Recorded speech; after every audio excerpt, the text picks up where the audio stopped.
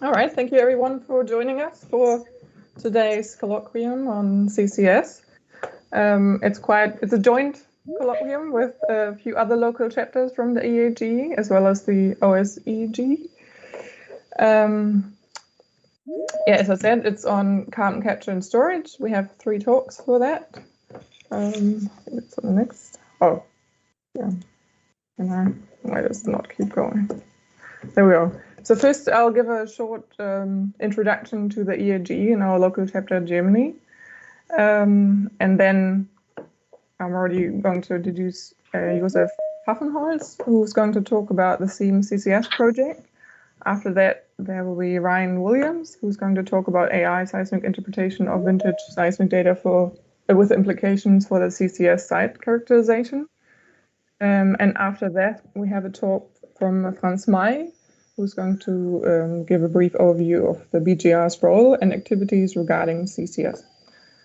Each talk is going to be about 25 minutes, and then we have a Q&A session and a discussion where everyone can ask questions and give comments and everything they want, basically.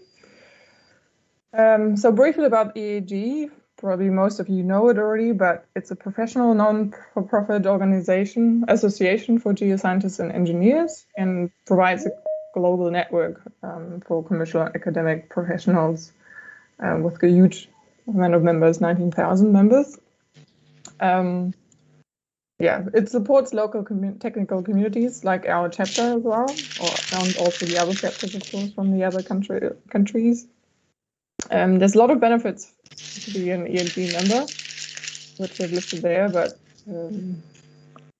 so if you haven't joined yet, you probably should. Briefly to our EAGE Local Chapter Germany. So it's quite a new chapter. We established it last year, 18th of March, since we realized that there is no German chapter for the EAGE.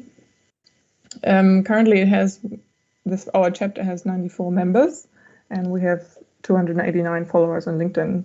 So we have a mailing list. If you want to be added, just contact us or follow us on LinkedIn for all the talks and things we organize. Keep going. There we go. So this is us, the local chapter Germany. This are the board members. This is Hannes, Thomas, Wiebke, Jan, and myself, Christina. This is the board as we currently are. And if we talk about the local chapter, it's mainly what we organize. So if you're interested in helping us on the board, or if you want to give a talk for one of our events, then please contact us. Regarding your questions at the end, I said we have quite a long, or not long, but we have an extensive Q&A session. So you can either formulate the question during the event and just write it in the comment section, and we will read it at the end for you.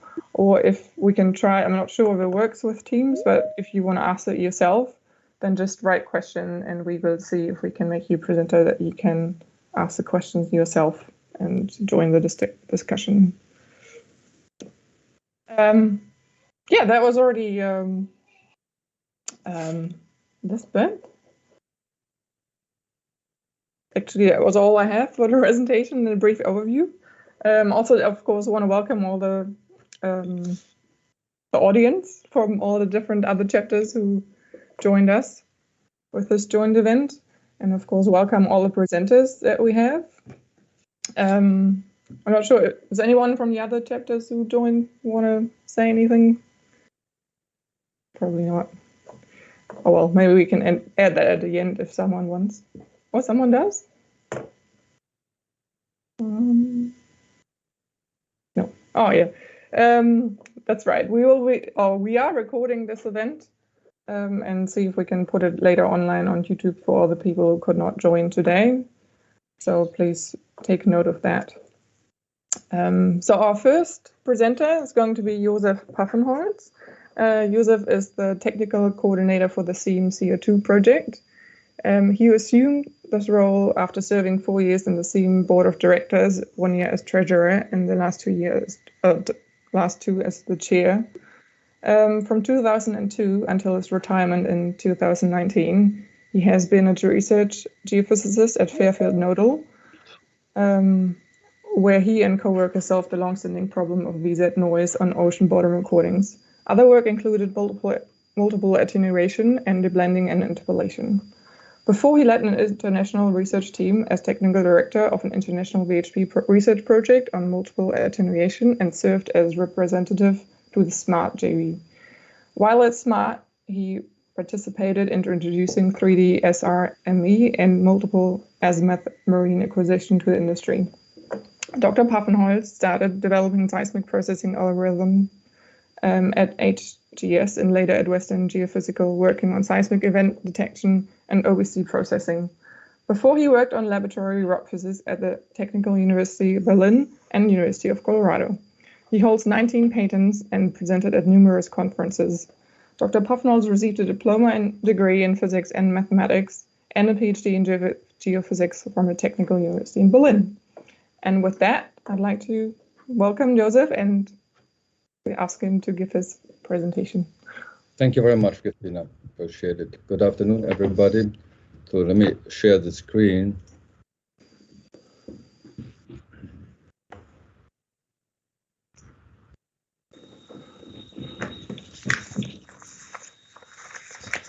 So, as I got out of the board of directors for SEAM, I continued working with a group from industry, academia, and government labs. Here are the names who participated in the last year to lay the technical groundwork for a CCS storage simulation project. When we started, we didn't really know, does it make sense to attempt to do something like this, and how would we go about it?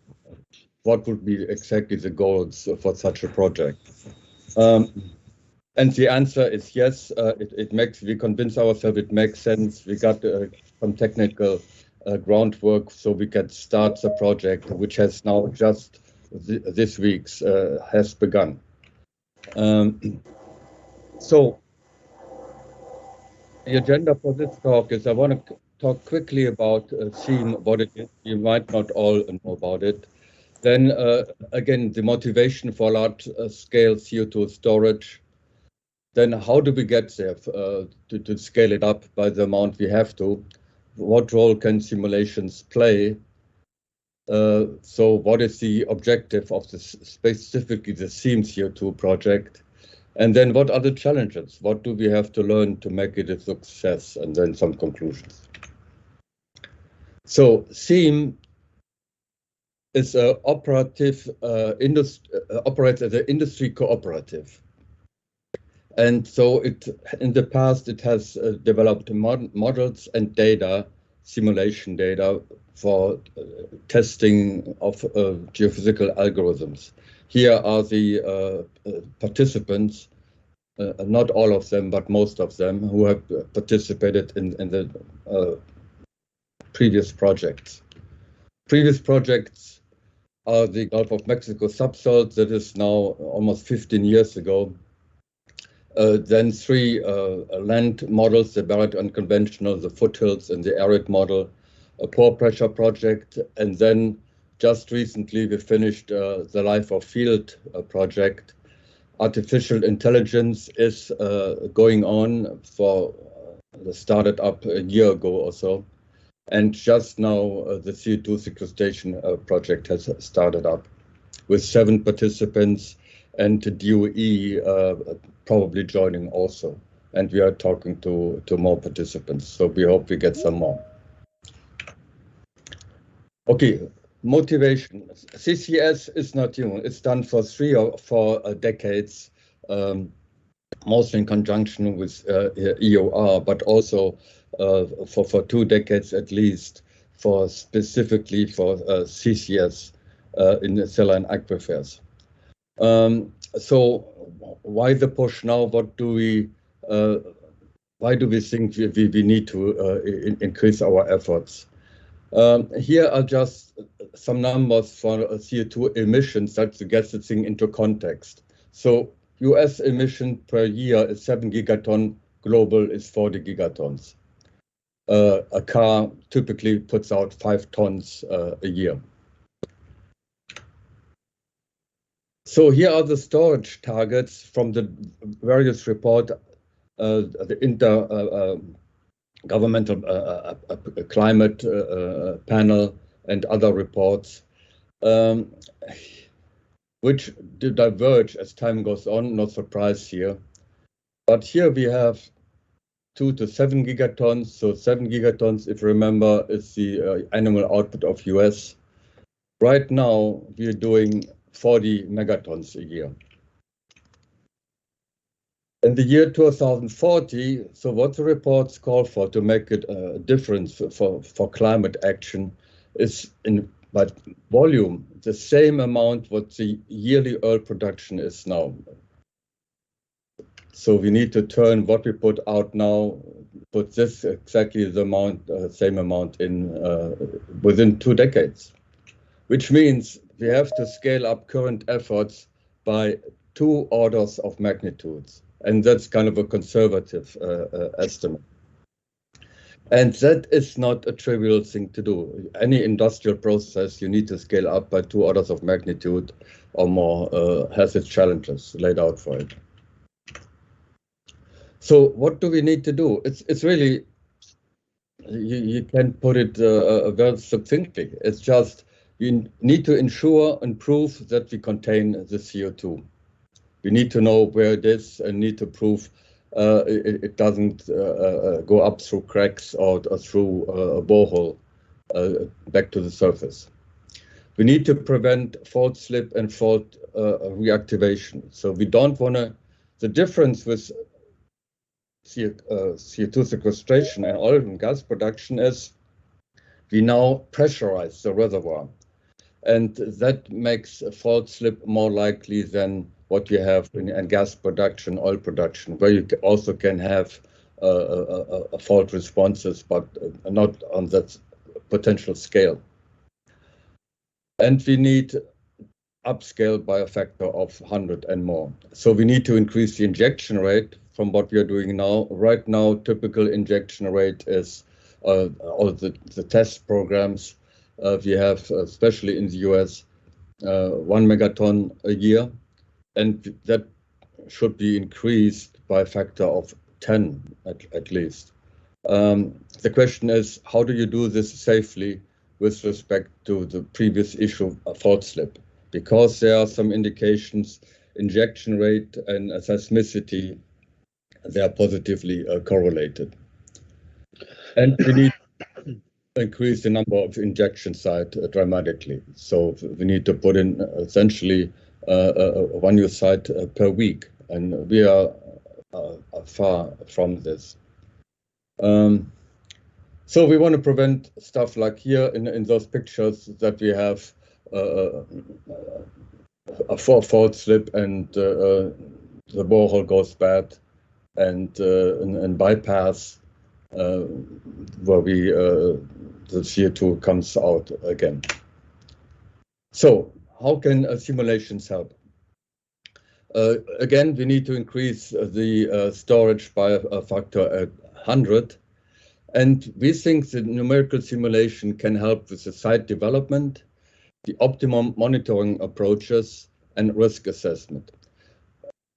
We need to monitor whether is the CO2 plume.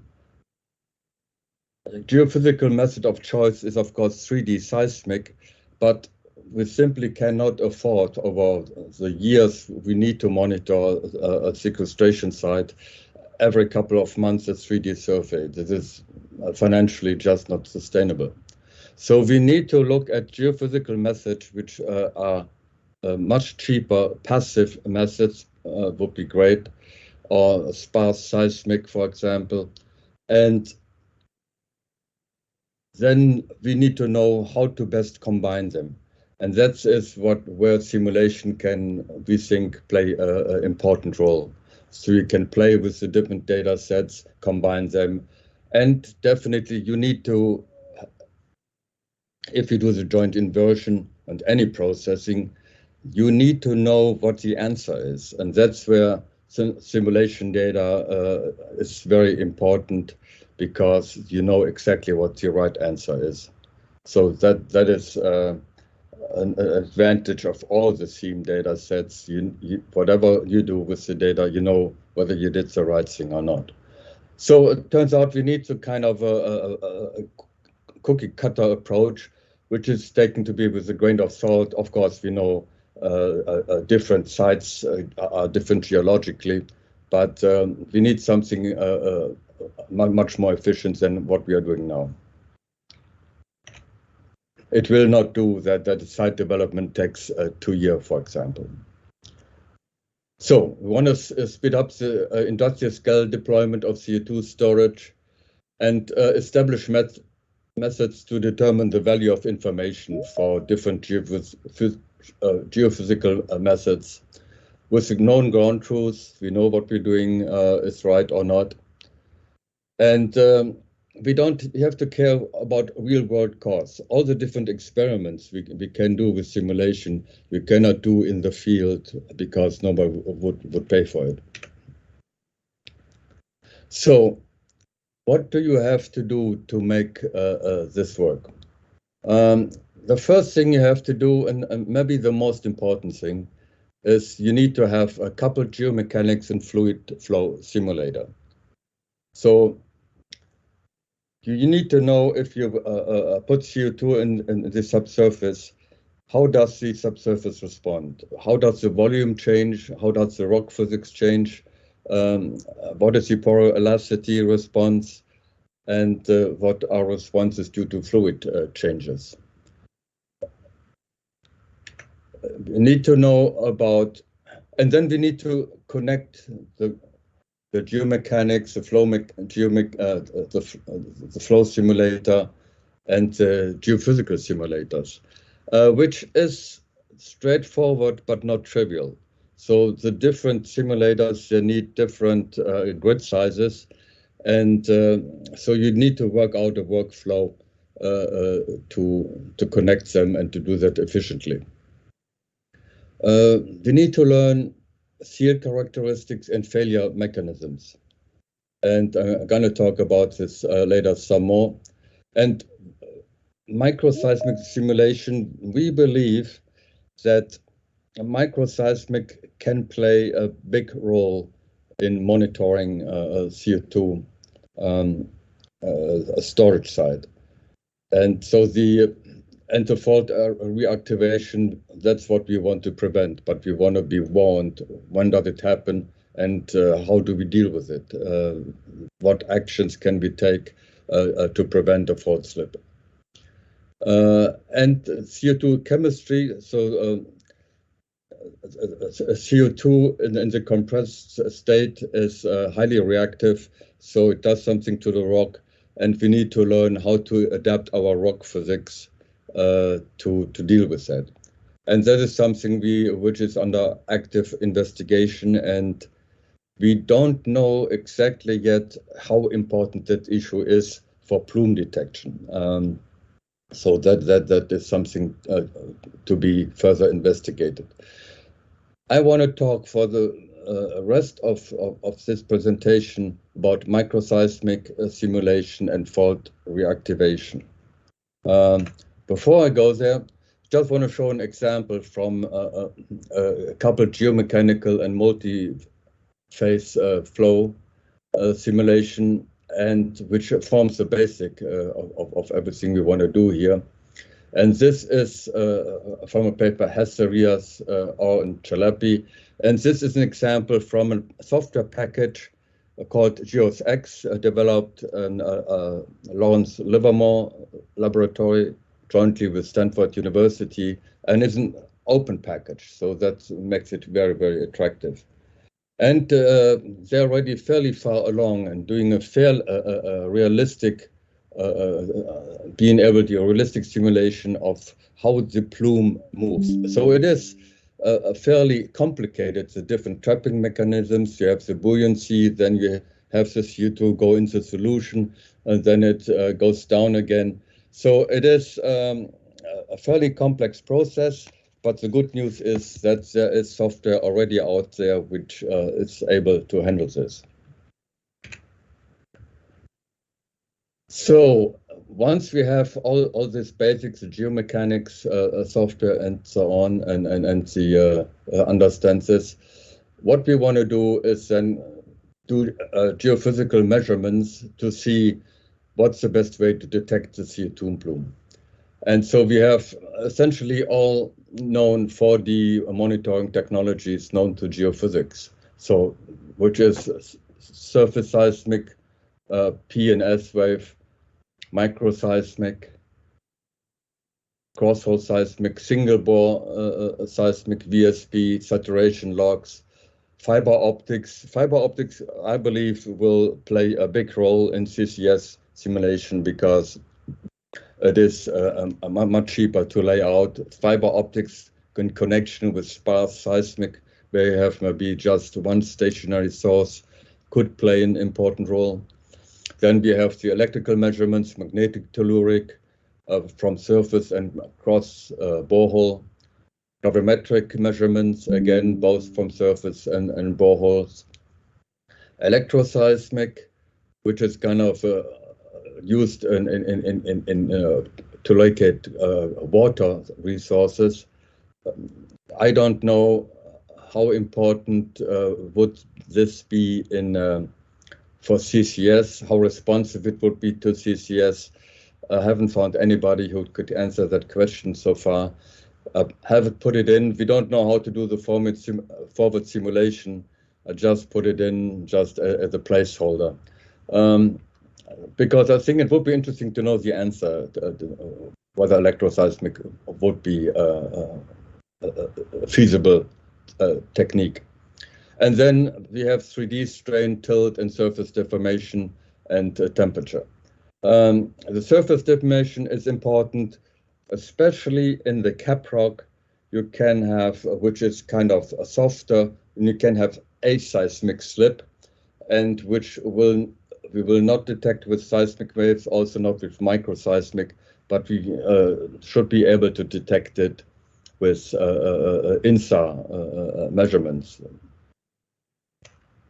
So here is the same list, color-coded. The green is measurements we have done as in SEAM in the past, where we know how to do it.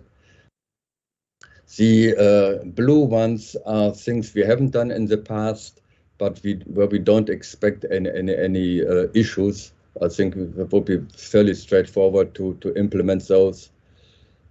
And then the yellow ones are new. So I talked about electroseismic. Right now, we don't know how to do the forward modeling for this, but microseismic and fault reactivation, and that's what I want to talk next about in some more detail.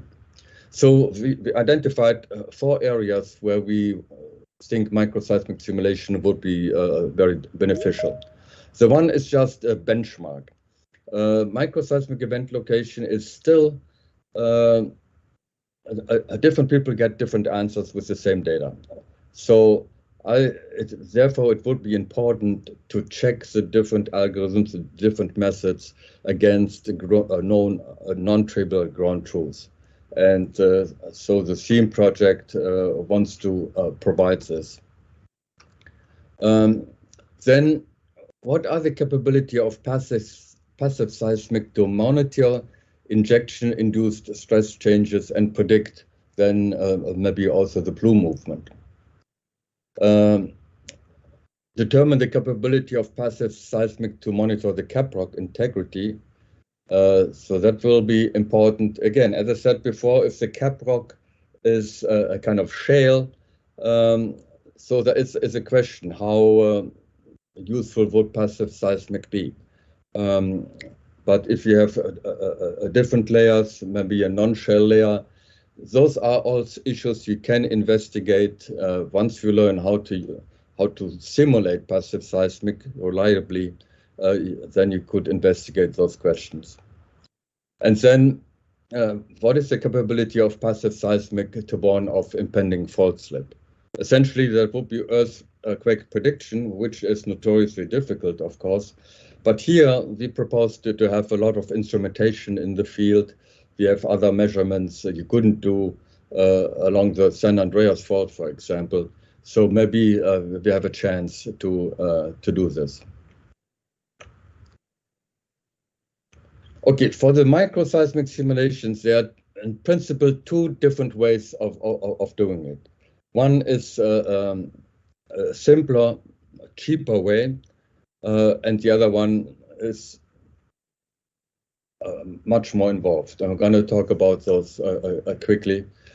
So for the cheaper way, and we have just the cracks and the fissures are implicit. They are not explicit in the model, but they just have on the side, you have your cracks, you have a size, you have a location, you have an orientation. Then you calculate the stress tensor with your geomechanics software package. You know what the stress tensor is at each point and each time step, and then you check for more Coulomb failure. And if a failure occurs, you make a note, and then you can simulate a seismic event. Then you do the point, all the different couplings and these stress sensor. You can simulate any mode of the failure as you want, and then you simulate this event. So there are some limitations to that as compared to the complete package. But for example, the seismic amplitude and frequency are not coupled, but that's easy to overcome. You still can put in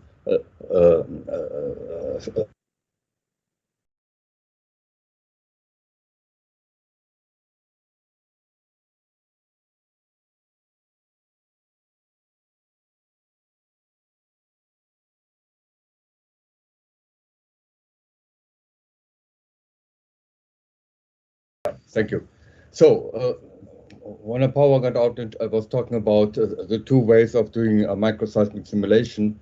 So one is what's called the force couple approach, where the important thing here is that the cracks are not simulated explicitly, but implicitly. But you can do quite a bit, we hope, this way, and it would be computationally tractable. For the explicit, then you really calculate explicitly how the faults slip across each other, and it's no surprise here, computationally much more expensive. And that's really not feasible to do many small cracks when you want to simulate microseismic events. It's just an example of an explicit code. Here is just the different ways, so I jump over it, for the different methods. We wanted to benchmarking, and then we want to see how can we use microseismic for reservoir stress monitoring and for overburden and basement monitoring. And here are the different kind of parameters we can play with and see how do we want to do things for the different approaches and different applications. So mostly we do, as I said, the implicit, but we also can use, even with the implicit in post-processing, what's called a Dietrich's state in rate approach, which is then lets us also do cascading failure if you want to. So one small fault goes, loads stress on other faults, and then they go also. So it can be quite involved, even with the implicit. And we also can do seismic slip. The magnitude range depends on whether they are in the borehole or not. So -7, very high frequency. And then you, of course, the distance where you can measure is correspondingly smaller. And if you go later to fault slip, then the magnitude range might go to up to 4 or 5, but then you already expect damage or at least ground movement. So the source spectrum and the event size, they should be coupled, like we see in the real world. The smaller the event, the higher the frequency. So with this, so this is now the same argumentation for the fault slip. I'll skip over this. Some issues with respect to model. Essentially, all it says here, we want to be as realistic as possible. We have orthorhombic anisotropy, maybe even triclinic. Of course, we have a realistic Q, and we want to play with how can we use Q to detect CO2. So that's and of course, we need to have a complex near surface to make the data realistic. I'll skip over it. That's fairly, for the fault slip, in addition to just all the seismic and the electrical and gravimetric sensors, we also want to do ground motion detector, essentially look for movement. There will simulate INSA measurements. One thing, just to mention it, rock physics in the CO2 reactivity is an issue. I believe I mentioned this before. So we need to have a closer look at this. How important is, can we do Gassman, or do we do something different here? So that's a kind of open question right now. That is active research. So, in conclusion, we think and we hope that the simulation can be an important step, an important help in getting to the gigaton storage we need to go for climate reasons. And so we can look at the containment then, look at the geomechanics in detail, and get a way to make it affordable. And so people still make a profit doing it, putting it underground. So we have now $85 per ton of CO2, which is put underground, but this needs to pay for the capture, for the transportation, and for the underground storage. If $10 of this would go to underground storage, then multi-gigaton, I mean, it would be a multi-trillion-dollar business. So I think that should get the attention of the oil and gas industry and the contractors. Lastly, I want to thank those people from government labs and university who educated us about the GeosX package. With that, I want to thank you. So I'll briefly introduce you if you want me to. Please do. So Ryan Williams is a senior geoscientist working for Geoteric based in Aberdeen, where he has worked on several projects based in the UK and the Norwegian North Sea, as well as mainland Europe, offshore West Africa, and onshore and offshore India. Prior to Geoteric, Ryan worked at Synergy at their Edinburgh office as part of the reservoir seismic characterization team. He joined the industry having completed a PhD at Edinburgh University, where he focused on interpreting the East Shetland Basin's structural networks to understand the implications for hydrocarbon exploration in the multi-rift environment. And with that, I welcome him and thank him for giving this presentation today. Cool. Well, thank everyone for attending today, and thank you for everything for the organisers. So with my co-authors today, Dr. Peter Safi and Chris Hanna and Abdul Qadir, I'd like to present on how AI seismic interpretation of a vintage seismic data can be used for CCS site characterization. So first of all, what is CCS? And we all know this is a process of sequestration where carbon dioxide emitted from large power plants or heavy industry can be captured and stored before reaching the atmosphere. Large-scale carbon capture and storage projects will be essential as part of the global efforts to reduce net CO2 emissions. And subsequently, upscaling of CCS is therefore a critical challenge, particularly in identifying sites where reservoir seals must be capable of retaining 99% of CO2 after 100 years post-injection. So to address the CO2 challenge, we need to use software that is appropriate for the CCS projects and can tackle the wide range of geological problems that it may address. These projects can be generally separated into two broad areas, which are site location and assessment on the left-hand side of the screen and containment monitoring on the right-hand side of the screen. Why should we use AI to undertake these tasks? Well, first of all, AI technology has a number of benefits, such as improved accuracy when compared to the traditional attributes. AI networks can be fine-tuned to a specific data set or type of geological event.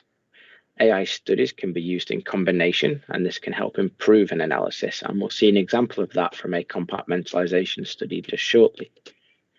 Networks run with the same level of scrutiny from volume to volume, giving a level of repeatability unmatched by traditional or manual interpretation capabilities. The results can be achieved over significant data sizes, which retain fine levels of detail in significantly shorter timeframes. So before we jump into the main part of this presentation, let me show you a couple of examples of these benefits so we can build confidence in the ability of AI interpretation.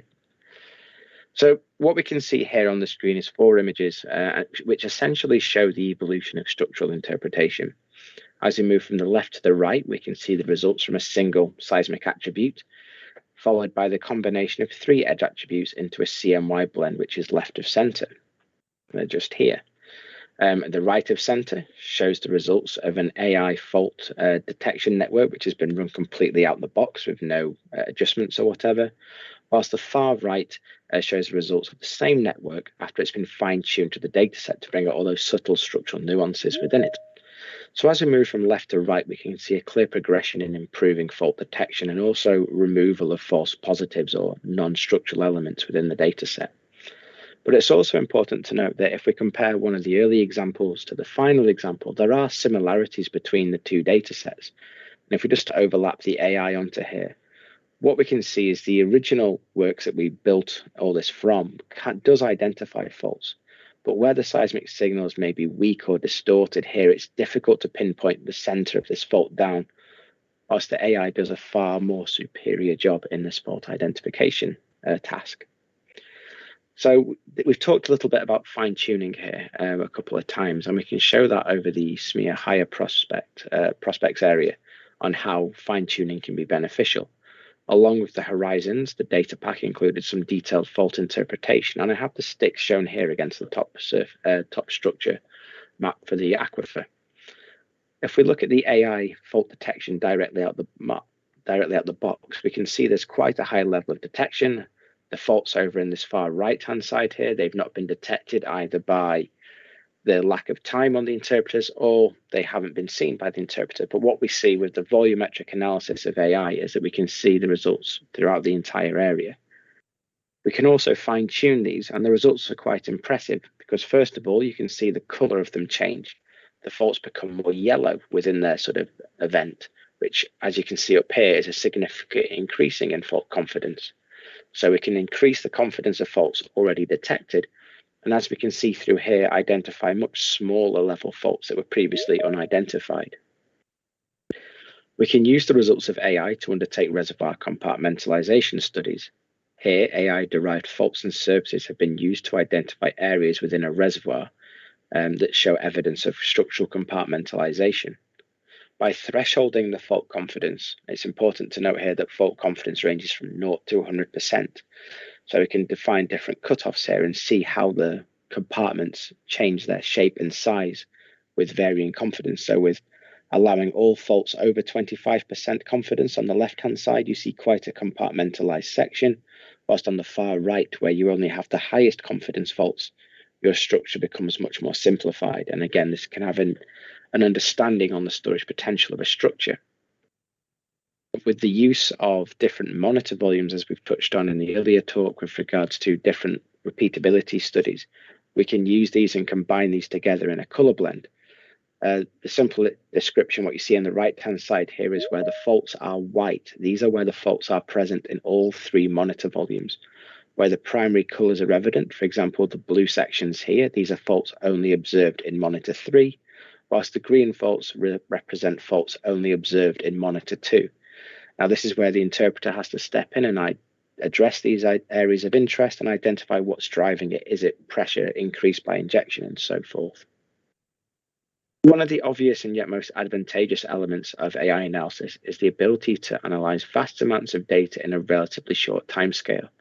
as shown here, where the 2.7 terabyte Southern North Sea mega merge volume was analysed in just under 48 hours, from top to bottom, not just over a slice, the entire volume. So this analysis is also undertaken with a high level of consistency and accuracy through the volume, meaning every line has been examined with the same level of scrutiny as the last. The analysis has also been undertaken with limited interpreter bias. However, as shown earlier, an interpreter can interact with the network through the process of fine-tuning. And although this was done on a vast area, if we zoom into a small level area here around the Lancelot fields, we can see that a vast amount of detail is also retained. These results can then be used for detailed seismic mapping exercises, and it's important to remember that these faults are visualized in 3D. And this is providing a 3D solution to a 3D problem, which is fault detection. So with a bit of confidence gained on the ability of AI and the networks that they have here, we can now have a look at the data set that we're looking at here within the Southern North Sea. So the main focus of this area will be a structure just to the north of the Endurance structure, which has got a lot of news recently. Endurance is just in yellow here, but our area of interest is shown just in red, so again, just to the north of it. The seismic data extents are observed in the red polygon box and contain the Esmond gas field. Both the Esmond gas field and the CCS structure, which is just to the west of it, around well 4312-2, target the Triassic Bunter sandstone as the target reservoir or aquifer in this instance. So what geological information can we draw from the Esmond field and tell us and help us with regards to CCS? Well, first of all, we can see that the Triassic Bunter sandstone has impeccable quality sands, which are dominated by fluvial and alluvial processes. The seal is the overlying rock member, and the trap is an unfaulted anticline formed by the underlying salt pillowing and has the potential to store fluids over geological timescale. So this would suggest that these mounded structures could be a potential CCS site where the reliable seal is located and the structure is unfaulted. But to maximize CO2 storage potential, the storage shouldn't be undertaken in the supercritical state, which requires pressures greater than 73.8 bar and temperatures above 31.1 degrees C.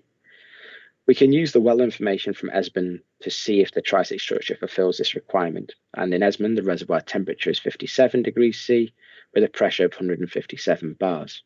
So when we convert these two together, we can see everything looks pretty well ideal if we use Esmond as a case study there. It's important to note that the CCS structure at the well, in the well we've just mentioned, is actually slightly deeper than Esmond. So we can assume it to have a similar, if not greater values than what we're seeing here. And again, it would be applicable for the area of interest. So when we look at a seismic line here in the sections through, what can we see? The Bunter sandstone is yellow, which is just identified in through here. And again, we can see these nice mounds created from the salt pillowing from underneath. There is some potential for faulting, which is associated to the west and left-hand side.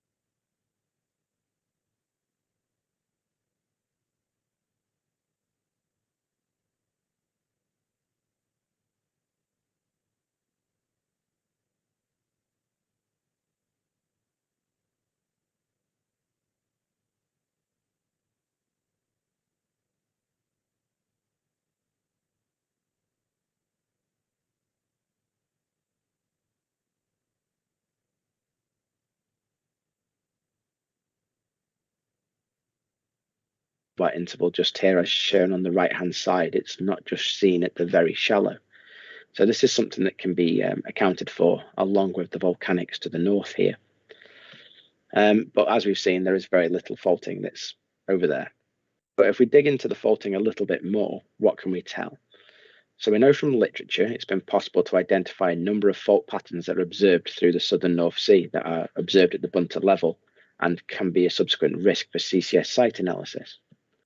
So using the data set and an AI fault network, it's been possible to identify a number of these fault responses within the data set, such as a crestal fault with no bunted attachment, a tilted fault block with footwall synthetic faulting, crestal faults with a central graben, and more complex bookshelf faulting. So when we look at the response of traditional attributes against the AI, it's been quite an interesting sort of response that we see here. So what we've got here is a CNY blend, which is using 3 different edge attributes being combined together. And it does identify a number of faults, predominantly through the center of the data set here into the south. We can see the dike swarm off to the north.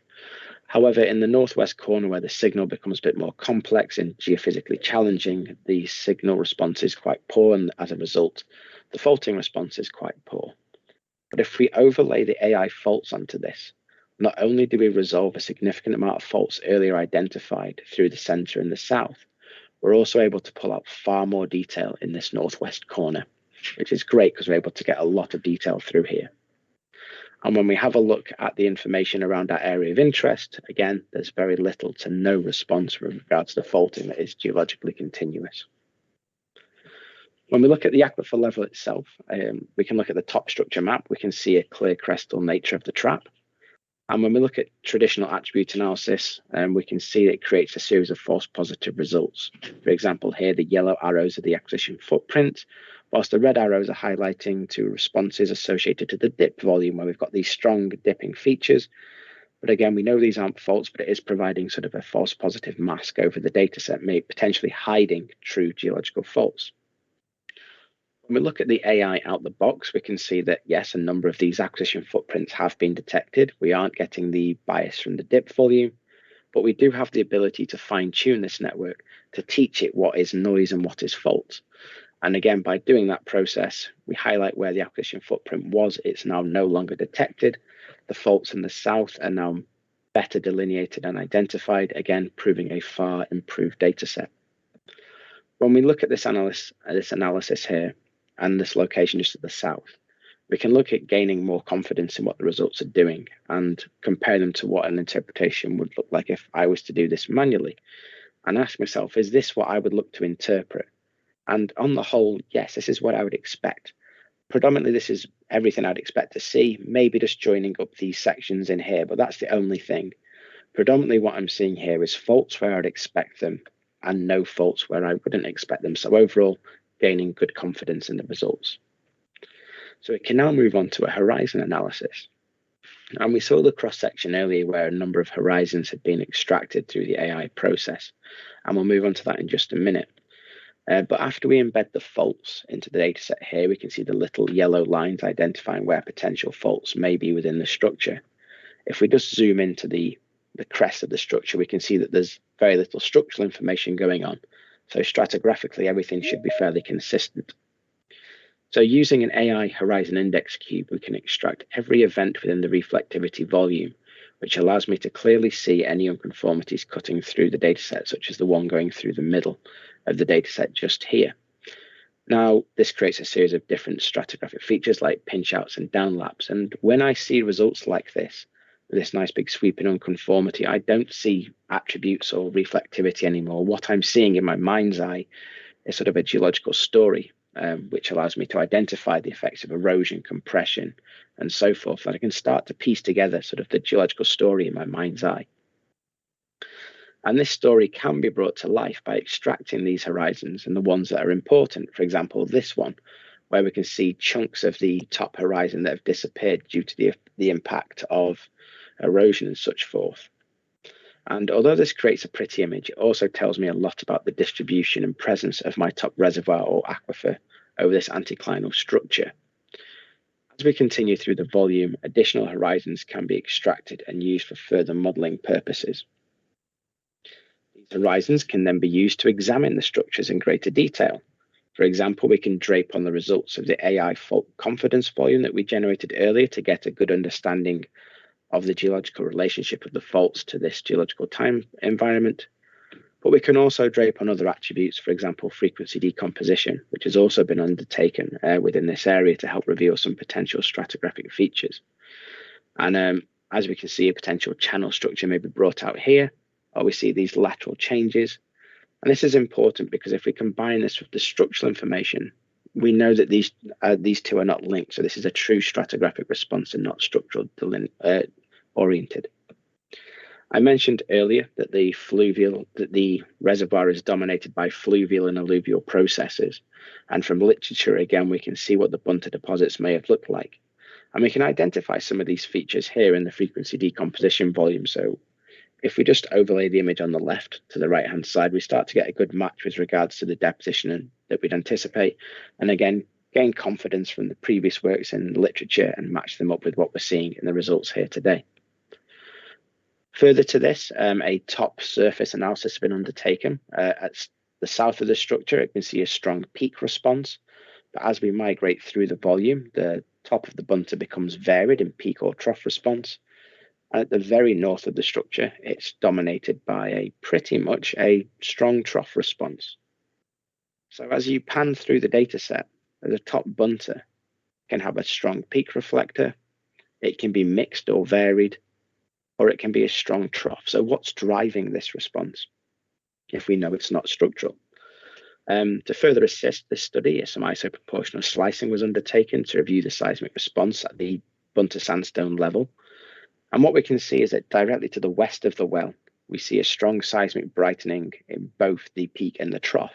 But to the east of the well, we don't see the seismic brightening in the peak, purely the trough, which is identifying essentially two different zones. But when we look at our color blend, we can see that the frequency response is fairly consistent throughout here. We're not seeing a separation as shown by these dotted lines through here. It's looking fairly consistent. So maybe there's something else going on.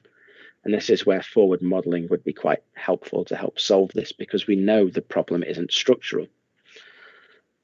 So if we take the results of the frequency decomposition, the horizons and the faults, we can move this forward into a facies analysis, where we can take our results, we can assign different polygons from the different areas that we identify here. So the yellow and the orange are associated to these major channel and fan deposits, whilst this brown purple is more associated to a background response. So by using machine learning based algorithms, we can identify the areas of similarity and difference between a number of different data sets. So what we're seeing here is the yellow and orange, which is predominantly seen in this northeast corner, which is related to the main fan system. And again, this migrating channel match up incredibly well. But other things that stand out are areas directly to the east of the well here, which we can see in the frequency blend has quite a different response, and as such is matched up with that of the background. So we can start to identify areas that you can maybe take out, which could affect your implications for your gross rock volumes calculations. But on the other side of things, you can identify other areas that should be included into your area of analysis to help get the most accurate sort of interpretation and estimations with regards to your aquifer size and scale. So if we just overlay the results one on top of the other here, you can start to see how clear of a match that we're able to get. And again, these machine learning algorithms can be used on multiple volumes and color blends in combination. So finally, what we can look at here is extracting this feature, again, using AI-derived geobody analysis. So we've identified this channel, we've undergone frequency decomposition and facies classification, we now need to extract it. So using the machine learning based algorithms, sample areas can be selected using either attributes or color blends as we've done previously. And this allows the geobody to grow into existence as opposed to using a traditional thresholding where you just cut out the information you don't want. As we see here, we can grow the geobody to include all the areas that we want to include and exclude the areas that we don't. And this ensures that when the process is finished, that we've excluded the areas that we didn't want, which were east of the well, and included other areas to the west that we considered part of the well, part of the feature zone. And when we just put the two side by side here, we can start to see such a good match that we're able to achieve by this methodology. As I've just mentioned, cutting out the sections of poor or potentially poorer reservoir quality, including the majority of the area that was identified as a higher level reservoir environment. It's also vitally important that we remember the location of the closures relative to these lateral changes in geology, as we can see here by putting on the contours of the structure. And we can also see that within the actual structural closure here, there is a spill point going towards the northwest, which leads to a much more structurally complex environment. So with this taken accounted for, a total gross rock volume geobody can be extracted, and the previous analysis from the frequency decomposition or the Facies classification can be used to more accurately distribute reservoir properties, ensuring that an accurate depiction of the structure's storage capability can be achieved. So we take all this information together. How can we wrap it up in terms of site location and assessment? Well, we've undergone an analysis for the faults, which can be used to identify traps and risk associated to it, which can also be important for any future well planning for injection as well. We've undergone AI horizon analysis, which went forward for frequency decomposition. And using this in combination, we were able to undertake Facies classification and geobody analysis. So these mounded structures appear to have good potential. The trap is an unfaulted anticline, which is sealed by the overlying rock member, whilst the aquifer is that of the Bunter sandstone. With regards to storage, the structure has an area of just over 10 kilometers squared, which would create a gross rock volume in the region of 512 million meter cubed. Given that the Bunter sandstone has an estimated 20% porosity, this would give around 102 million meter cube of storage potential. And as we've just mentioned, there is a saddle structure to the northwest, creating a spill point which reduces the storage capacity of this structure any further. So with a structure identified and de-risked, how can we use AI technology to monitor these injected fluids? Due to the lack of data or repeat data over the southern North Sea structures here, we're going to use data from the Sleipner CCS site instead. So if we look at 3 seismic volumes from Sleipner, we can already see the effects of infill over time, with seismic brightening observed throughout the area at different and multiple levels. We can use the AI horizon tool to extract 3 chosen horizons within each volume, targeting the overburden, the aquifer, and the underburden. These can then be populated into a volume for the ease of the analysis. And we can color blend the locations of these horizons together to see the potential variations with injection. As expected, the upper horizon shows little or no change in its position over time. The middle horizon, which is that aquifer, shows very little vertical variation, maybe a voxel or 2 in difference, but not a huge amount. However, the deeper horizon shows significant variations in the blue, which is after 12 years of injection. Now, given that this is time data, it's likely that this is a velocity effect driven by the extent of injection undertaken in the overlaying areas. So as we've just seen, the middle aquifer doesn't really change much with regards to position and shape over time, but we do see that it changes with regards to amplitude, as we've just populated the bottom image here of the amplitude response over time. The amplitude variation can be mapped out in 3D using the extracted horizons to show the progressive fill and infill of the structure. We can also track these differences and map them and color blend them. And this is quite an important methodology because by color blending 3 volumes together allows us to identify the change and variations of 3 volumes as opposed to just doing a difference volume between one and another. So having 3 volumes to compare, not just 2.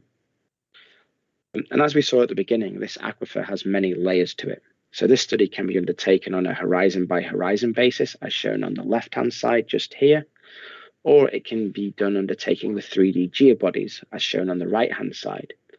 By using the 3D geobodies, this would allow an interpreter to create a volumetric estimate of the fluids captured within the structure, which can be history matched back against the volume of fluids injected to ensure that the amount of fluids are accounted for.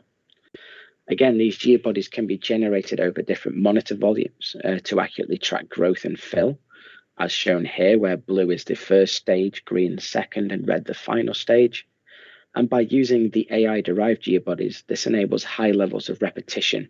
We are able to use the same source sample points here and allows our geobodies to grow from volume to volume with a high level of repetition and accuracy. And this can be vitally important as areas of fluid migration and compartmentalization can be seen here in this image, where we have this blue spill point to the right-hand side, which depicts the infill of CO2 from 2006 to 2008. So I'll just quickly conclude everything that we've just wrapped up there. I know it's a little bit of a whistle-stop tour through everything. But firstly, it's the importance of AI seismic interpretation for CCS. I've illustrated the use of AI faults analysis for improved fault detection, which can be utilized for trap definition, compartmentalization, and migration analysis, and well safety. AI horizon analysis allows for highly accurate and repeatable interpretations across 3D and 4D volumes, allowing interpreters to observe a fine level of detail, which can be used to create stratigraphic models and can then be tested with forward modeling. The fluid and plume fill can be monitored with the use of AI-derived geobodies to ensure consistency across seismic monitors. And finally, the AI technology allows projects to be undertaken with improved accuracy and in shorter project timescales, enabling interpreters to focus on the further processes and challenges of a CCS study. The authors would like to thank the National Data Repository, Geoscience Australia, the Sleipner Group, Equinor, and Gasanova for the data that's been. So we're going to move on to the third speaker, Franz. Franz, are you there? Yes, I am, Christina. All right, thank you. So Franz May is the scientific director at the Geological Survey of Germany, the BGR. As a geologist, Franz studied natural CO2 sources in Central Europe and New Zealand before joining the Federal Institute for Geosciences and Natural Resources, the BGR, for research on CO2 storage in 2000. He is a scientific director of the unit Deep Geothermal Energy and CO2 Storage, and he's the head of the Dean Committee on CO2 Rapture Transport Storage, and contributing to the international standardization and within one of the competent authorities to the regulation of the CO2 storage in Germany. His tasks further include work for site selection of a high-level radioactive waste repository. And with that, I'd like to welcome Franz and invite him to give his presentation. Okay, thank you very much. So BGR is the Federal Institute for Geosciences and Natural Resources in Germany. And amongst other functions, we serve as a geological survey. Our main offices are located in Hanover, together with labs and archives. So we cover a lot of different tasks, and accordingly, my presentation is perhaps a little bit broader and less focused than the previous two talks. I will briefly talk a little bit about BGR, our research, permanent tasks, and also legal tasks, and give an outlook on CCS in Germany at present. BGR is subordinate to the Federal Ministry of Economic Affairs and Climate Action. So climate action has been combined with economic affairs in the new government under the head of a Green minister. The ministry includes 6 different agencies. 3 of them are mainly administrations. For example, the Federal Network Agency, which is also responsible for regulating access to CO2 infrastructure and transport pipelines. And we have 3 other mixed authorities which combine administration and targeted research to applied questions within their task and mission. And to those mixed administration and research institutions, not only BGR belongs, but also, for example, the Federal Institute for Materials Testing, the BAM, that did a lot of investigations of steel qualities and their resistance to CO2, for example. Besides of those administration and research agencies, we also have pure research institutions. For example, for Geosciences, the German Research Center for Geosciences in Potsdam, which is subordinate to the Ministry of Research and Education. And this institution, GFZ, ran the well-known pilot storage site for CO2 at Ketzin. And besides those federal institutions, we have 16 state geological surveys, and mining authorities in each of those states. And the mining authorities are responsible for administration and permitting of subsurface activities, and often those are combined in one institution with the geological surveys. And some of those mining authorities likely will also become competent authorities in the future for CO2 storage in Germany. A brief side remark: nowadays there's a lot of debate in the public and in politics about CCUS, and all is put into one basket, and this has been tried to illustrate here. There are a lot of different capture technologies combined with different sources of carbon-bearing materials and a lot of utilization pathways. But as a geological survey, we deal with classical CCS, storage in the subsurface, and eventually conversion of CO2 into minerals. So classical CCS in the subsurface and CO2 storage and utilization, for example, in the form of enhanced oil recovery, but also recovery of other hydrocarbons and maybe geothermal water or elements dissolved in the subsurface.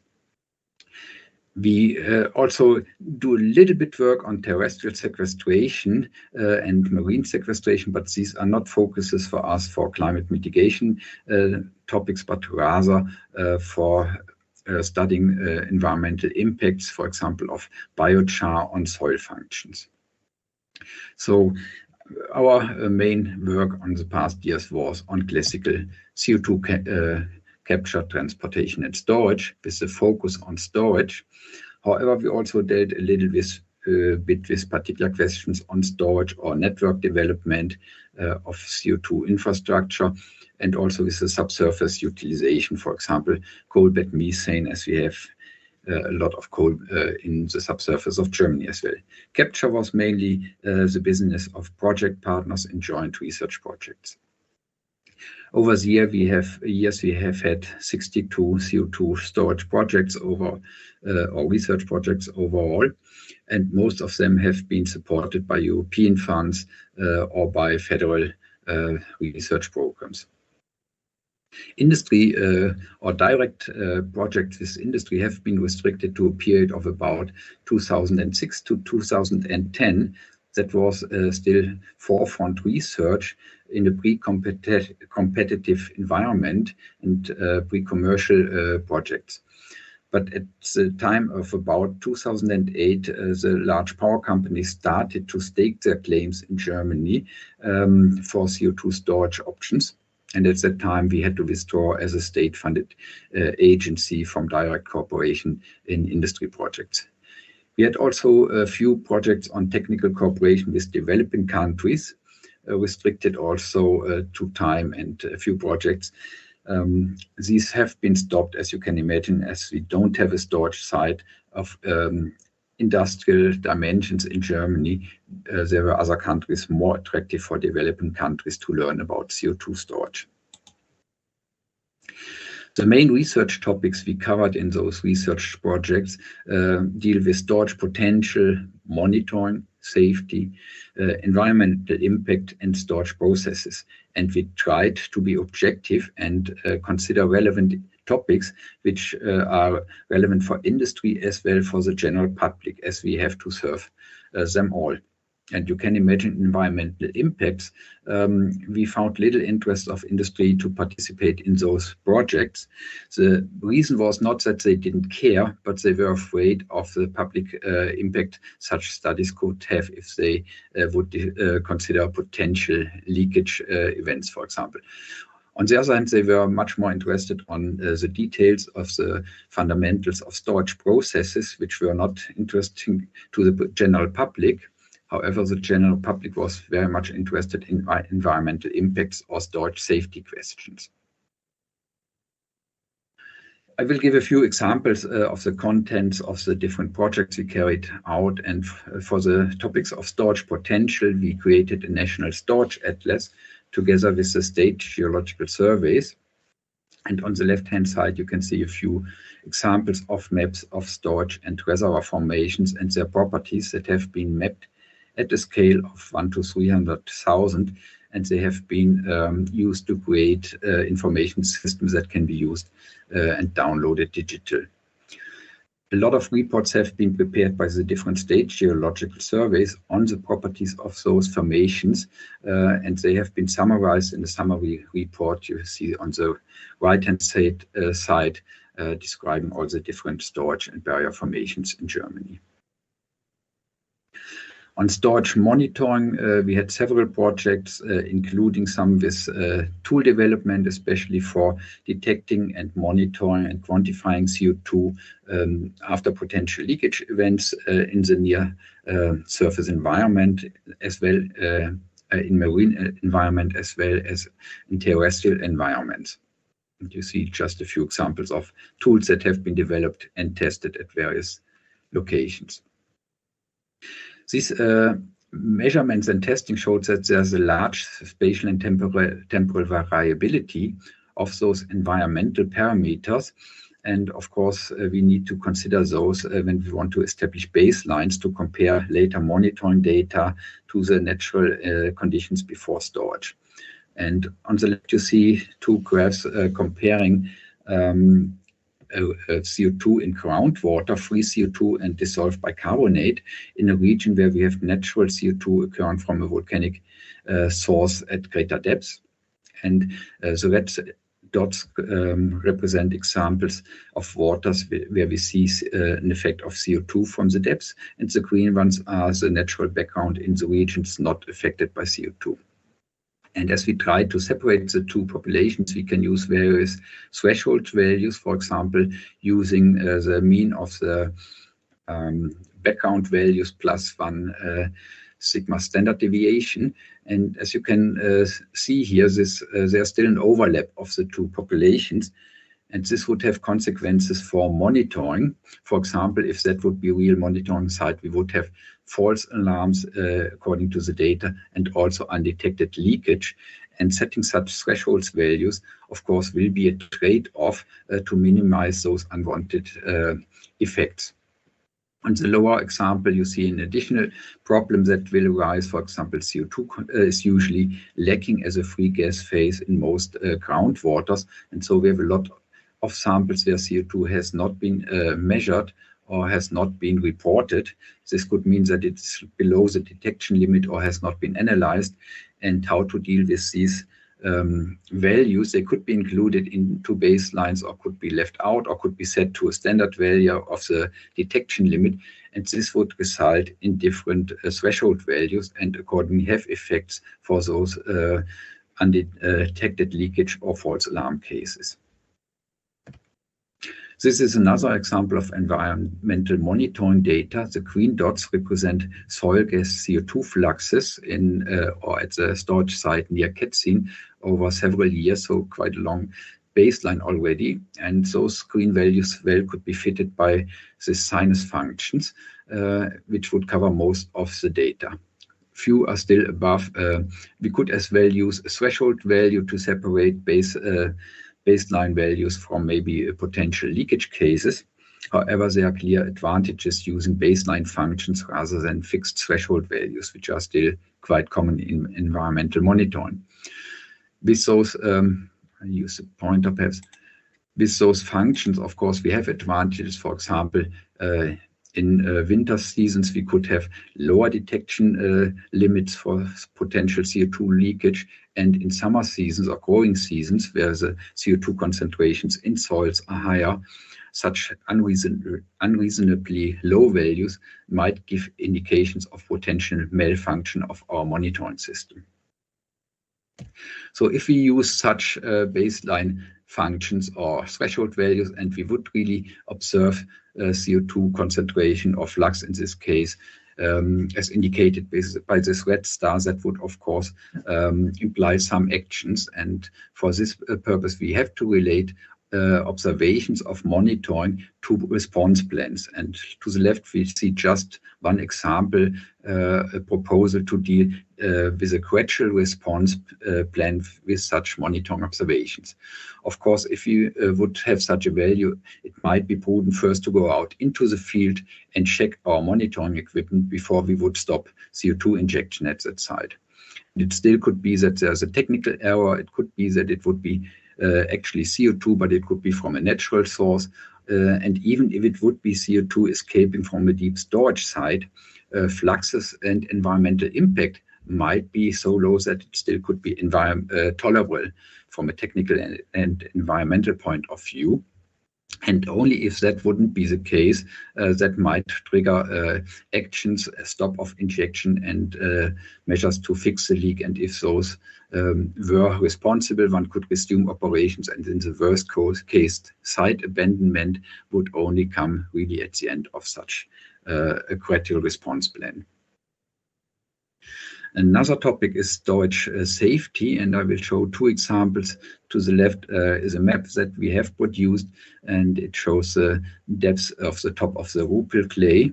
And this clay is widespread in northern Germany, and it's the main barrier between freshwater aquifers on top of this formation and saltwater filled formations below of this layer. So this clay formation is a very important barrier for groundwater protection. And so we mapped this in order to provide information to potential storage exploration. Another concern, especially of the public and also of industry, were abandoned wells. And we have had, amongst others, looks at abandonment regulation in Germany, which goes back for more than 100 years. And for several decades, it was always also different between East and West Germany.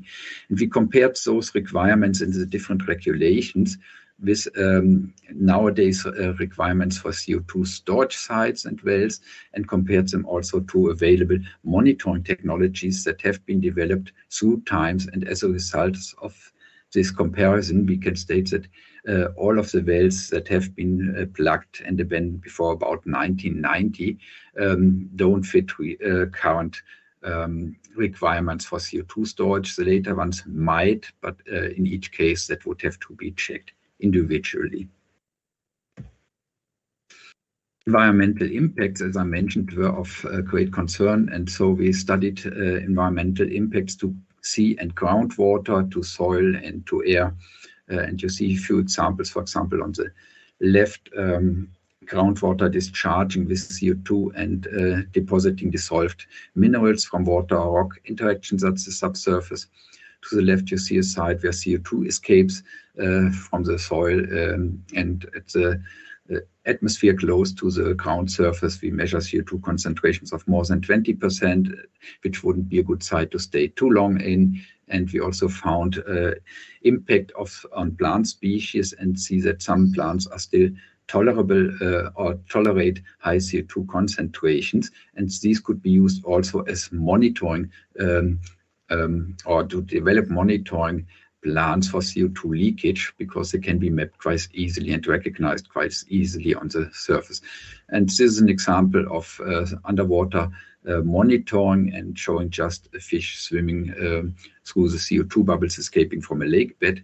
So most of those impacts were rather restricted to a few meters, because CO2 leakage uses seal bypass ways up to the surface, and so usually escape at very small local areas, which is good for safety and environmental impact, but it's not so good for detecting those spots during monitoring. We did also some research on storage processes, especially basic research, and used natural analogs, geochemical and geomechanical lab experiments, or numerical simulations. And one of the targets we investigated were cap rocks, because there's a lot of industry data on reservoirs, but much less available on potential cap rocks. And so we studied shales that have been altered by CO2. And what you can see here in this scanning electronic microscope image is a shale with some obvious holes in it. Those holes were filled by chloride before CO2 detected and dissolved them away.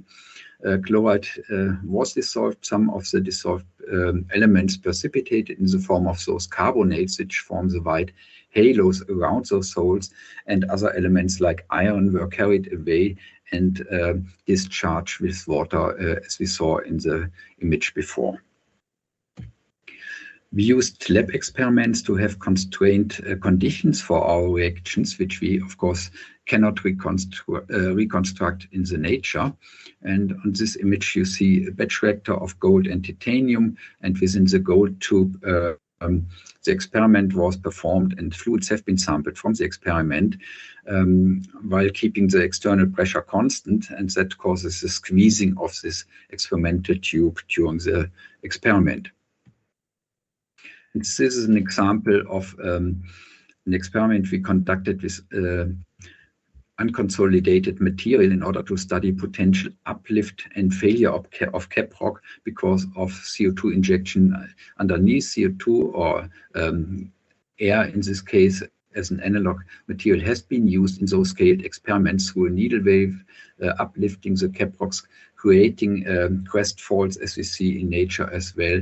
And we also observed sediment fluidization and additional faults at the flanks of this injection site, and could study the geomechanics and the geomechanical development of those faults and the faulting process in the overburden of this natural lab analog. A few examples for the topics that we covered and the problems that we tried to address with numerical simulations are shown here. This 2D radial symmetric model of CO2 injection into a storage formation at a pilot site in Israel in this case shows a change of porosity due to geochemical reactions. And we used impure CO2 containing nitrous oxides and sulfur oxides from a potential source of a power station combusting hard coal. And those elements create difference compared to the reactions by pure CO2. And what we can see here are effects of porosity enhancement within the formation due to the dissolution of carbonates and other minerals, but also kind of self-sealing within the reservoir where the porosity decreased because of the precipitation of carbonates and sulfate minerals.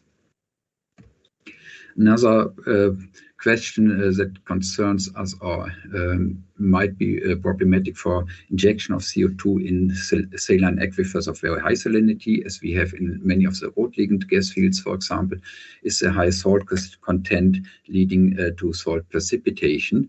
And this is an injection showing the increase of gas saturation because of CO2 injection, and at about 70% gas saturation, halide precipitation commences and almost linearly progresses until a point where we stop the simulation of CO2 injection, water flushed back into the reservoir, leading some residual saturation and residual trapping of CO2, but a much higher residual amount of salt that has been precipitated and didn't dissolve again by the back flushing of formation water. Third example that can be shown here are results from a simulation of CO2 injection into a depleted gas field while continuing production and trying to use enhanced gas recovery. And the bars indicate concentrations of CO2 at the production well. 4 different simulation cases assuming different injection at different horizons within the stratified reservoir, and also using different ways to block high permeable layers in order to avoid early breakthrough in this reservoir. So these were just some examples of the practical problems we tried to contribute to with numerical simulations. Our current projects mainly deal with storage in the marine environment of the North Sea, as it's politically the most favored option in the moment. And those were projects shown here are projects supported by the European Union. C4U might be known, led by Imperial College, where we perform numerical simulations of CO2 storage in depleted gas fields, again now for impure CO2 for gas fields offshore of the North Sea port in Belgium or Dutch waters. The LILAC-2 project was successful with a pilot plant in Belgium, is now going to build a storage demonstration site at this power plant in cement plant in Hanover, where this tower will be torn down to set up a 90-meter high demonstration plant that can be used in a modular way for capturing CO2 at industrial amounts from cement plants. And our task is to contribute to a CCUS roadmap, so including utilization options, but also storage options onshore and in the North Sea, and we dealt with those options for the Hanover side. CCUS then is a network to facilitate CO2 uptake by industrial clusters, which we support as well. Our main project, however, is the GeoStore project supported by North German states and the federal government, where we investigate options of CO2 storage within the German sector of the North Sea. What you can see here is the geological division of the North Sea sector. Gray are the neighboring countries, Germany, Netherlands, and Denmark, and the division of the coastal waters, which are under the jurisdiction of the federal states that have laws against CO2 storage in these waters, but the further out area is responsibility of the federal government. So we selected 2 sites in different geological areas to study and characterize those areas. We will perform storage capacity estimates for the entire area and other formations, as well study environmental impacts together with partners, especially seismic noise and marine mammals, and try to develop monitoring strategies that are environmental compatible in this heavily used area. For example, we have a lot of wind farms, and with all those windmills, it's difficult to tow through seismic monitoring equipment, for example. And so this will have also consequences for spatial planning in the North Sea, and we deal with legal requirements and current uncertainties if we envisage storage of CO2 in this area of the German North Sea in the future. We have also permanent tasks that keep us busy apart from those projects, and those are briefly mentioned here. Our primary task, why BGR was founded in the 1950s, was advising the German government and the German economy on geoscientific issues, and that's still one of our tasks. Standardization has been mentioned by Christina already, which in the future may not only be on ISO level, but also on DIN levels. The transport norm will be the first one that will be converted into a German DIN standard. And on the European level, CEN is considering if they should take over ISO standards. That would mean ISO standards would be mandatory also for European states if they would use CCS. That's in the moment uncertain, and the drivers in this direction are especially Dutch colleagues from the Dutch Standard Organization. Then we have international scientific and technical exchange, and for this purpose we contribute to various networks like CO2 GeoNet or the North Sea Basin Task Force, and we have to provide information to the general public and to the scientific public. We have particular legal tasks that have been according to the Act on CO2 Storage in Germany. The National Storage Law is a transposition of the European Storage Directive, and according to this law, we are one of the competent authorities for CO2 storage in Germany. And our task we have is the compilation of basic geological information that is required for storage potential assessments. That doesn't mean, however, that we are going to explore sites as other states do, for example, in the UK, where the Geological Survey has investigated sites that have been then licensed for potential storage operators. So we provide rather general information and don't go into details of site exploration. For this example, we have produced the storage atlas, but also we are working on a harmonized 3D geological model of North Germany and the North Sea. And that's important because in different regions, states and countries, various velocity depth models have been used. And so there were large displacements up to several hundred meters, for example, for the Bunter at reservoir depths. And we have harmonized velocity models with neighboring countries, and those models are available or will be soon available for all users digitally.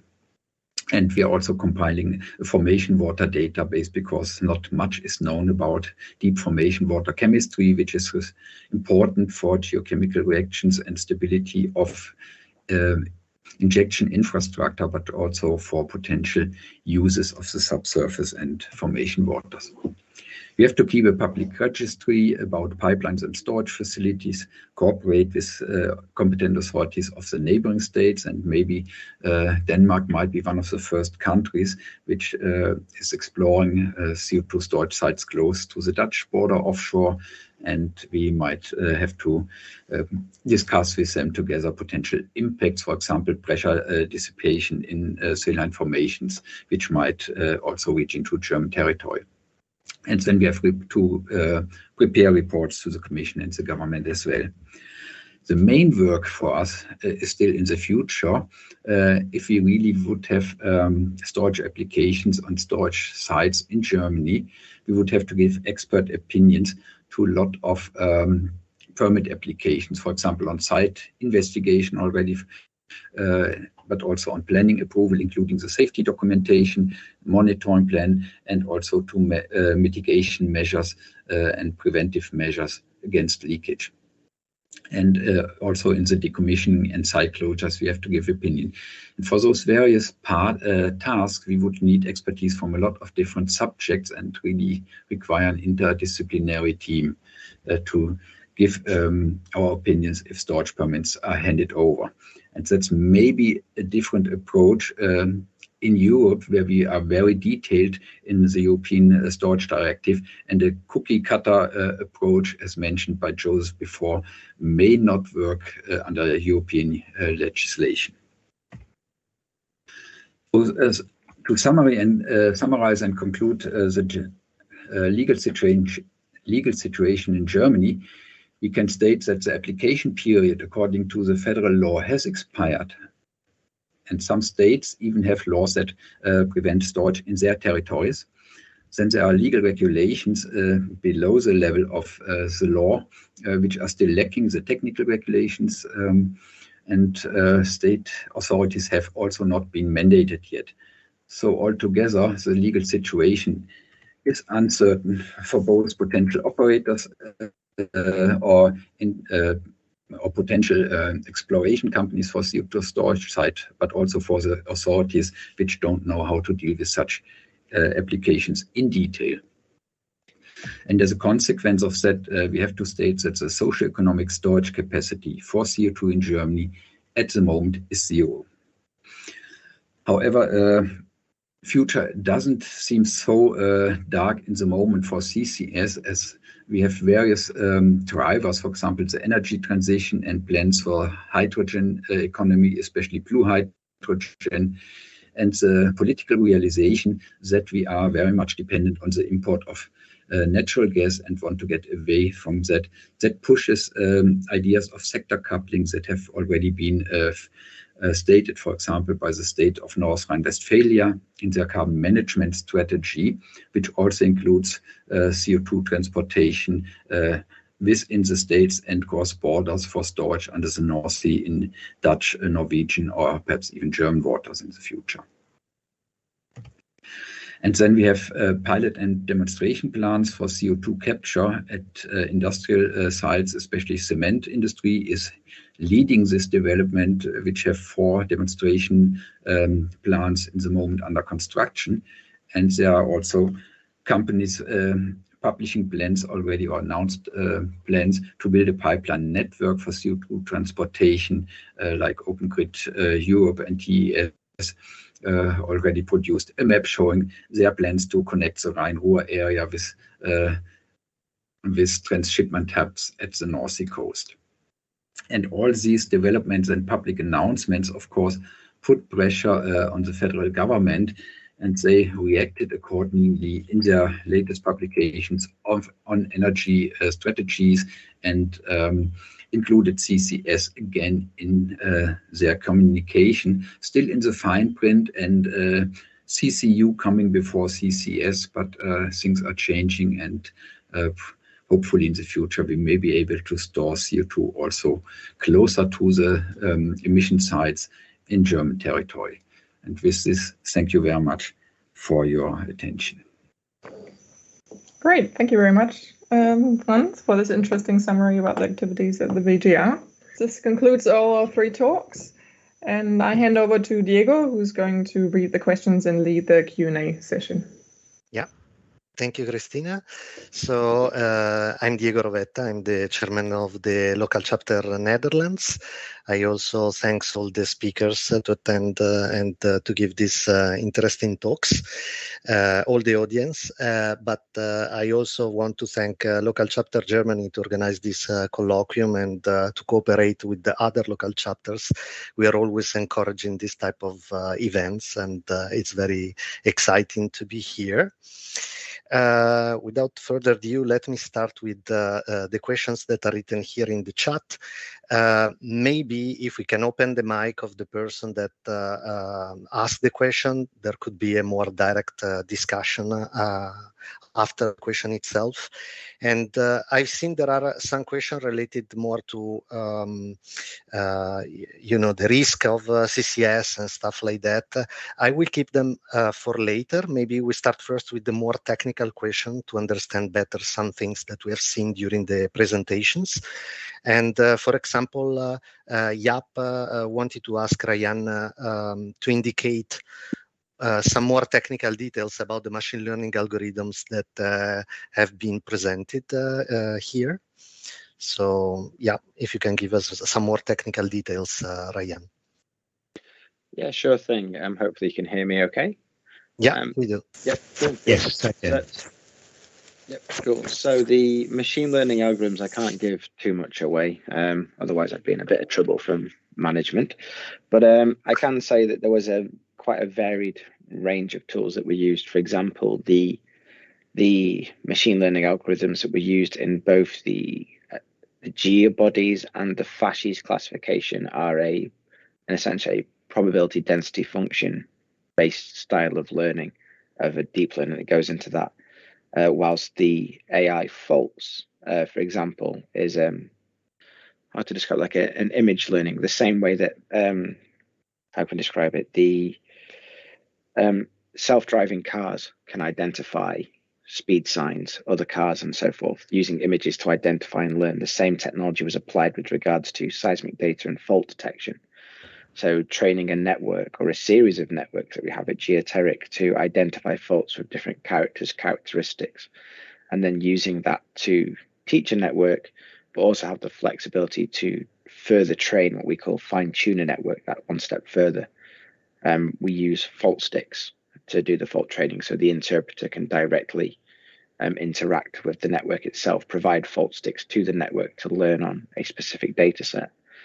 Hopefully that asks any questions. If you've got any other, or if I've gone too much detail, please let me know and I can answer more accordingly. Yep. No, that's fine. That's fine so far. Of course, in this case, I would be curious to know, since you mentioned they are all supervised methods, how big should be percentage-wise the volume that you use to train your network compared with the actual application, if you can say that. Yeah, this is it's a question we get asked quite regularly, actually.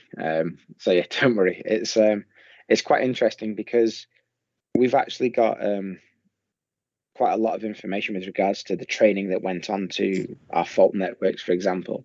We do have a number of them, but they've been trained all with slightly different internal variabilities, which help identify faults of different characteristics and natures, whether it's large regional faults or whether it's small scale sort of reservoir or aquifer scale faulting.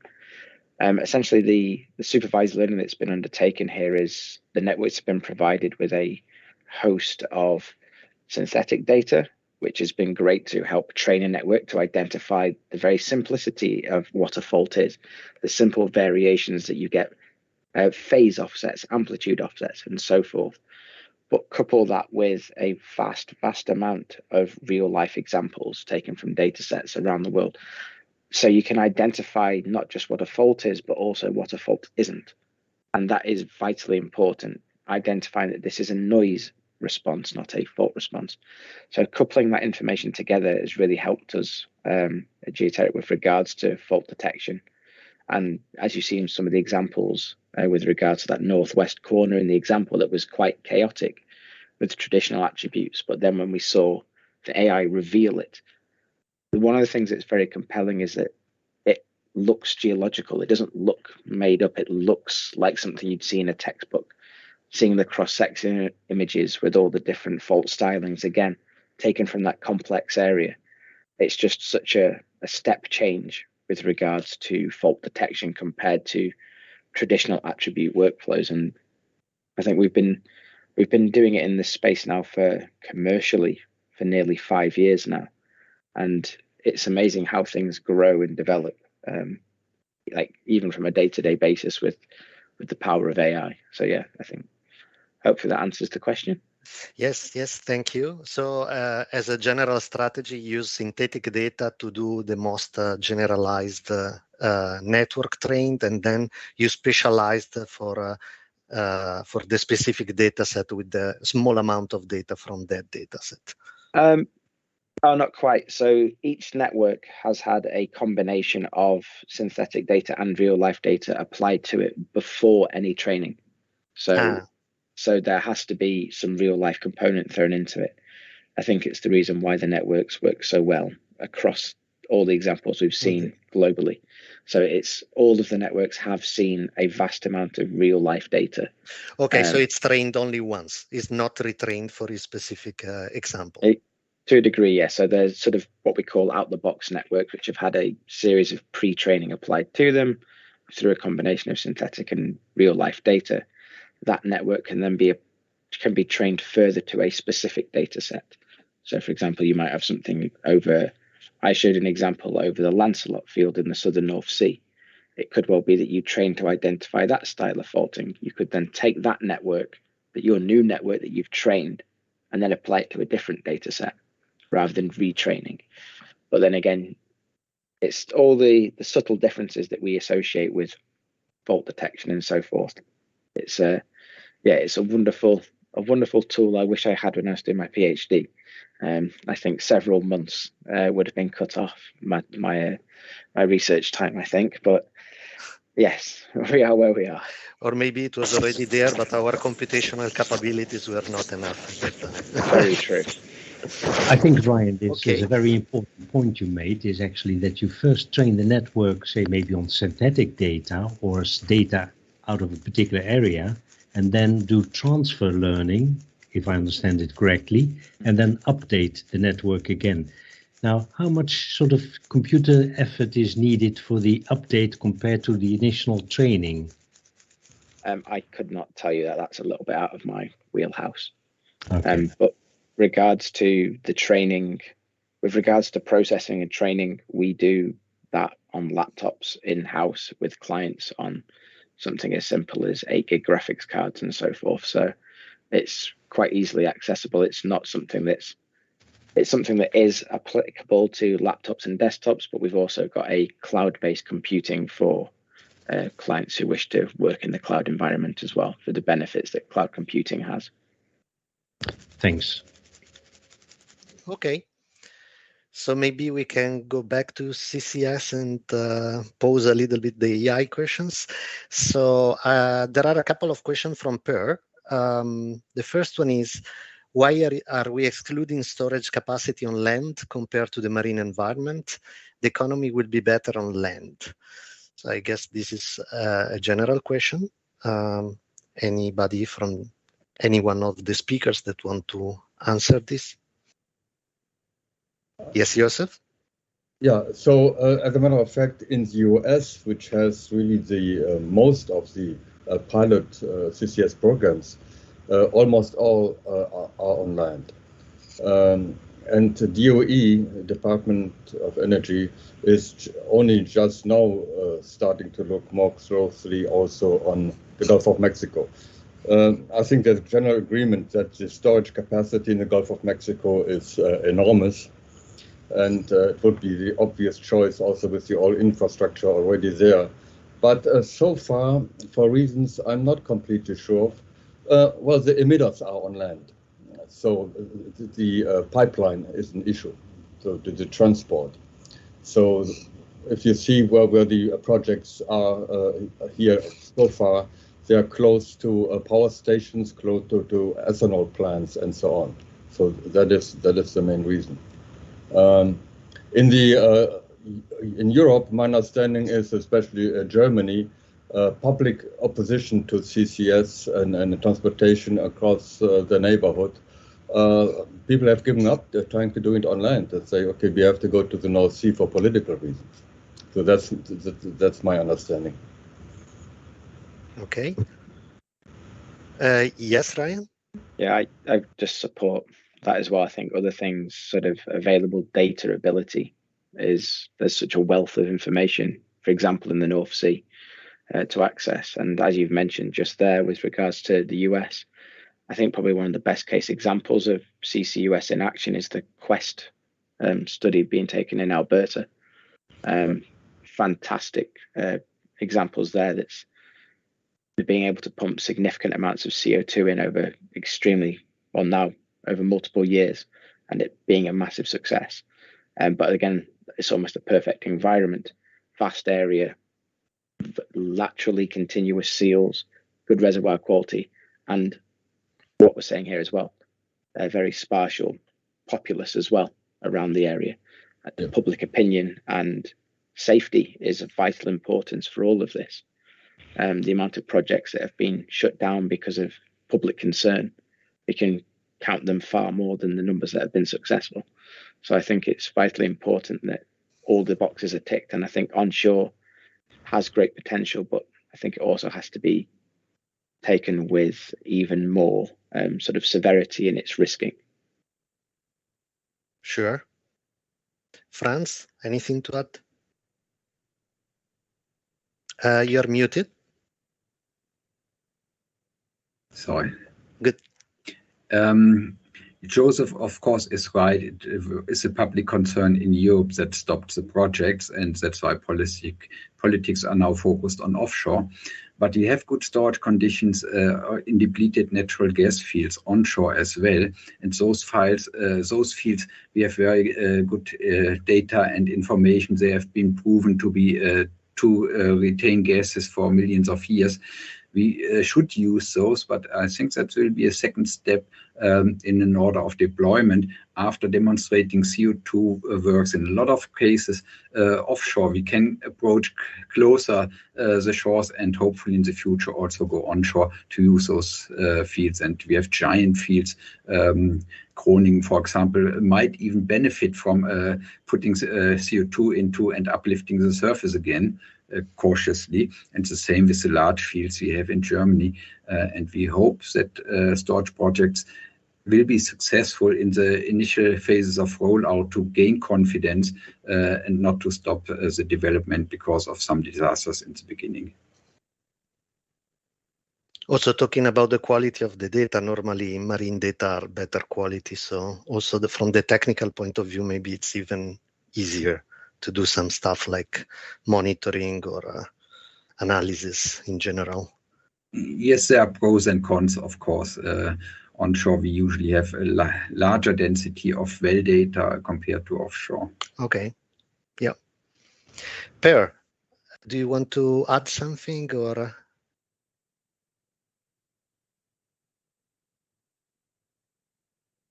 Hello, can you hear me? Now we can hear you. Yes. Nothing in particular. Thanks for the question. But I had another question. I was about to just post it. Sure. I was wondering why we are excluding. No, well, that one I was finished with it. Just a minute. Is the second one? Yeah, just a minute. I had it here. Yeah, I was wondering how do we solve the issues related to earthquakes on offshore? For example, in the North Sea, and both on the NCS and UK sector. And we know that we have both micro and sometimes even the Richter scale earthquakes. I mean, in case of a storage, and in addition, and I guess most of you guys know, we have also subsiding seafloor. And all these might cause problems, future problems. Well, I guess we have to ask the politicians.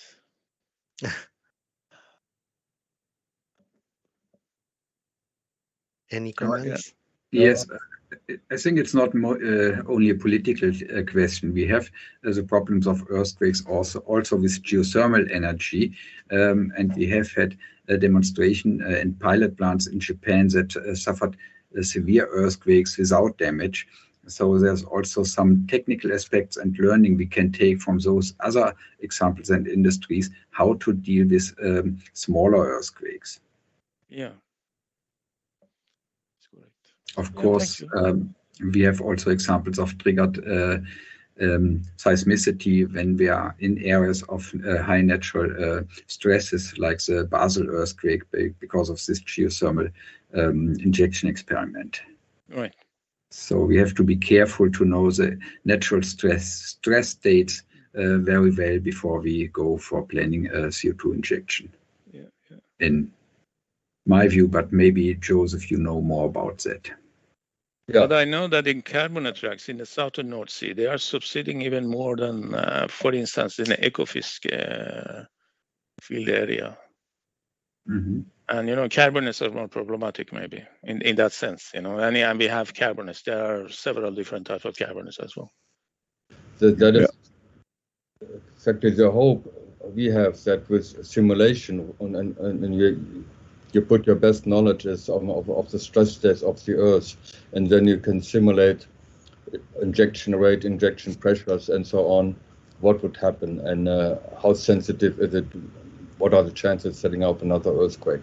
So right. This, to the best of my knowledge, it hasn't been done, definitely not on this scale, and it's going to be interesting to find out.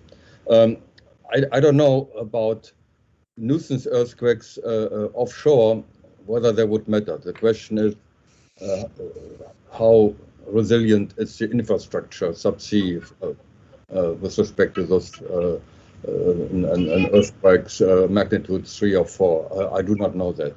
So that, of course, would be a defining question. And with respect to politicians, one hope is what we have this. If this all works out as we hope, and we really learn how to simulate it realistically, convince ourselves that it reflects the real physics, then we might be able to help regulators to write the rules instead, because they are up right now and saying, okay, how do we write the rules? Because they need information to do it, and if we can provide it from field experiments and from simulations, I think that they would appreciate that. Yeah, sure. Maybe we can link the discussion with Fran's comment about the cookie cutter approach used for gas shale in Colorado. Do you want to comment on that? Yes, was maybe a question to Joseph, and also maybe a concern we have. Of course, the cookie cutter method applied to shale gas exploration in North America was quite successful. And we may need it for CO2 storage as well, but should be careful where to apply it and where to apply it first, not to create public concerns again. And just this one film, Gasland, was enough to kill all of the shale gas plants and developments in Europe. So we should be very careful to avoid such misunderstandings or such problems with CCS, especially if you go onshore in densely populated Europe. And we have these discussions of different legal regimes and safety philosophies in North America and in Europe, in many cases also in standardization. And so we should be a bit careful using cookie cutter methods in densely populated onshore Europe. That was just my feeling. Joseph, do you want to comment on that? When I mentioned cookie cutter, I thought had to take it with a grain of salt. Of course, maybe a better way to say it is having a fast simulation approach where you want to just accelerate the development of what you learn about the subsurface, how the subsurface would react. In terms of shale, so we are, the project, the SEAM project wants to concentrate on saline aquifers. For the simple reason that if you go to gigaton storage, that's widely available worldwide. Shale is only in certain regions. Saline aquifers, you have it onshore, offshore, and it seems to be the highest likelihood of being successful in being able to contain the gigaton CO2.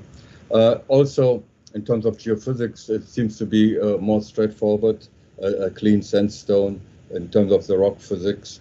And there's one caution. If you look at the public opinion about CCS and comments who say, it was just the other day, it was one not long ago, 2 weeks ago, in the New York Times saying CCS is a waste of money. And they are in the environmental community and politicians say this. And if you read their opinions, it almost always comes down to oil industry being up to their old tricks. EOR, they just want to produce more oil. And they tell us they're doing something about climate. And I think it's a terrible message to send. Because if you say this, then the next logical question is, how much oil do we have to produce to solve the climate crisis? I can see the headlines. Oil industry claims climate crisis caused by insufficient oil production. I think it's a terrible message, and I wish it would be. EOR is a production technique. It's maybe in some cases environmentally better than regular production. I don't dispute that, but putting it under climate mitigation, I think is a terrible message to send. We confuse ourselves and we confuse the public. And we will have a hard enough time to get to gigaton storage and public opinion already.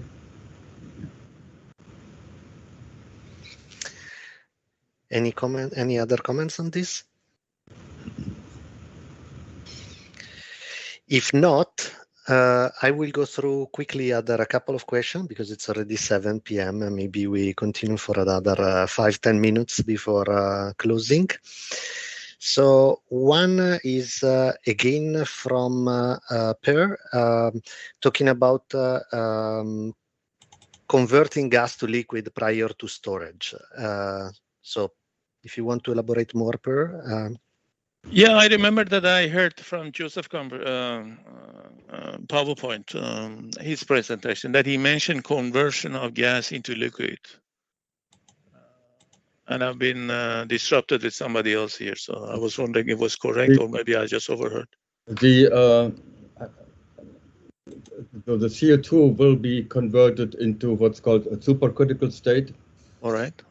And so you need pressures about larger than what you find, about 1 kilometer depth in the Earth. And so that reduces the volume by a factor of 300. I see, yeah. Right. So great, thanks. For transportation logistics. Yeah. And then we have storage. Storage volume. And storage. Yeah. And then we have a question for Franz. For the GeoStore project, are there any university academic institutions part of this project? Yes, there are. It's the University of Hamburg and the University of Kiel, which are contributing. And on seismic aspects, that's the University of Kiel.